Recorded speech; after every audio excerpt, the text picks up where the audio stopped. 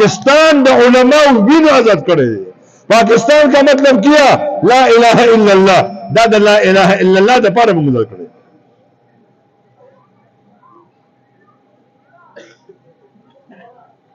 نو چې تاسو مشوره وکوي په هر کار کې، یاره وروړي پیسې مې وګټلې اسی چلو کما، نو کتابونو ذکر کړی دي د دوه کسانو سره به مشوره کوي، یو د لبیب سره یو د ودود سره، چې څوک ستا خیر خواوي هغه ته ودود وي، څوک عقلمن وي هغه ته لبیب وي، هغه سره مشوره وکړه. اوس علما وي چې ستا دوستان نشته یا د شته خو کم عقل دي، نو بیا لاړ شکور کې د ښځې سره مشوره وکړه. ښځې ته ووایه ښځې پیسې مې ګټلې دي څه چلو کما، ښځه درته ووایي د کپړې دکان پې وکړه، د کپړې دکان مه کوه نور چې هر کار کوي. کتابونو ذکر کړی دی د زنانه عقل کمزوری دی، دین کمزوری دی، دا د خپل ناقص وجې ده غلطه مشوره ورکوي، د دې خبره مه منئ نور چې هر کار کوي. نو زه ستاسو نه تپوس کوم چې هر دیني کار کوئ، هر دنیاوي کار کوئ، مشوره به کوئ. اوس ستاسو نه تپوس کوم چې د لاټین والا نه مشوره اله نو څه به وایي چې چاله ووټ ورکړه لاټین والا له، او چې د منظري والا نه تپوس کوئ چې چاله ووټ ورکړم څه به وایي منظري والا له، او چې د تلي والا نه تپوس کوئ چاله به ورکړي هغه چې ورکړي تلي والا له، او چې دا د کراکرۍ د سامانو سره دی چمچه ده او دا بیله ده او چاله پکې قبر وکړی دی، چاله پکې ګیلاس وکړی، او چاله پکې بوتل وکړی دی، یو حاجي صاحب دی هغه پکې بوتل وکړی، هغه خلک بوتل حاجي صاحب وایي. او په مونږ پورې خندل د مولانو سیاست ختمو، مور پی به درته یاد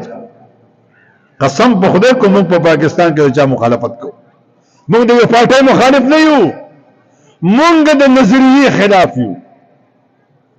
ته چې لغړ تخذیب راولې زما خور ګړی زه د دې خلاف یم، زه ته ولاړ یم په لار کې. ته چې جوماتونه خرڅوي جوماتونه ورانوي او ته پې منظرې جوړوي زه به درته ولاړ یم په لار کې. بهرحال چې چا نه کومه نښه ورکړې ده او ته د هغه نه ملګري نه تپوس وکړې هغه به تا ته وایي چې دلې ورکړه، او چې د مولانو نه تپوس وکړي نو هغه به د شل دلایل وایي چې دا د مولانو ملګری دی او دا مولا دی او بیا به جنت ته ځي او بیا به دا وي او بیا به موږ اسلام راولو. او خلک د مولانو ته وایي نه تاسو اسلام نه غواړئ اسلام آباد غواړئ او که دغه غواړئ پېښور غواړئ. نو یو مولا ورته ذکر کوم ما کله ویلي چې زه اسلام راولم، زه خو هم زه اسلام آباد غواړم، زه خو پېښور غواړم، چې پېښور غواړم پېښور ته راشم،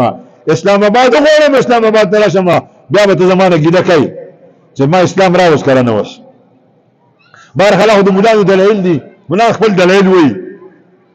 نو چې د مولانو ته پوښتنه وکړه چې کتاب له ورکړه دا قرآن دی او جدا دا دی او دا حدیث دی، او بهرحال دا موږ ته ګران کار دی. اوس په دې کې موږ رای نه خلاصېږي، نو زه تاسو جبرود والا اسانه رای در کوم چې په کوم کار کې د څوک د مشورې نه وي بیا په هغه کار کې د الله جل جلاله نه مشوره واله. نو زه تاسو ته وایم وټونه به په اتم تاریخ کېږي او که په شلم به کېږي او که په څلوېښتم به کېږي او که پنځم میاشتې پس به کېږي، دا پته نه لګي په پاکستان کې. خو چې کله کېدو چې په کومه ورځ باندې ته وټونه سبا وي په هغه ورځ باندې 2 رکعاته لمونځ وکړه او د الله نه وغواړه ای زما ربه نفس او شیطان دې را کړی دی، گورنر نشم جوړولی، ډي سي نشم راوستی، ډي پي او نشم راوستی، اس ایچ او نشم راوستی، خو دا ناظم او کونسلر او ام پی ای ام ان ای زما په ووټ جوړېږي. الله زما مدد وکړه او ما په پیپ باندې په باجرې باندې په لاره په کوڅې باندې هلکه په اسلام آباد کې یو کونسلر وټونو ته ولاړو، کونسلر وی چې کوم ما وګټله نو زه به تاسو له ګیس راولم. ای جمهور والو کونسلر ګیس راوستی شي؟ نو ما یو تقریر وکړو ما دا کونسلر صاحب ټیک وایي، د خدا نه دی وایي چې سوی ګیس به راولم، د خو زه به له ګیس راولم، د ګوپیانو یو ګاډی به ډولېږي چې ګیس به ډولېږي یا به له دا توره مې وکړېږي چې د هر چا په کور کې ګیس پیدا شو. د خدا وایي دي زه به ګیس راولم تاسو تاسو سره ډېرې وعدې وکړې موږ سره ډېرې وعدې وکړې تاسو سره وعدې مادې مه کوئ ان شاء الله به کې وایي چې ان شاء الله به کې وایي بیا وعده نه ده ورته وایي چې تاسو پلاران زموږ مشران او تاسو زموږ مشران یې ښکلي خلک یې نو خدای دې ښکلي خلک پاس کړي نو چې ماښام دې 2 رکعته مونځ وکړو د الله نه دې وغوښته الله په دې کار کې زما مدد وکړه سار چې روان شي او الیکشن آفس ته لاړې سکول ته لاړې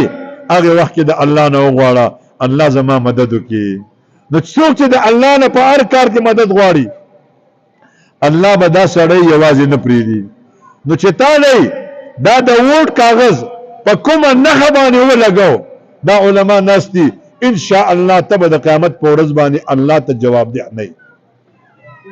بس خدای ستاسو زمونږ دپاره نیکان صالحان پاکان مشران ناکي او خدای زمونږ د دغه ډلو بازونه وسات خو بهرحال خبره مې دا کوله چې دا وټونه را روان دي چې دا وټونه وشي په دې کې به څوک ناظم شي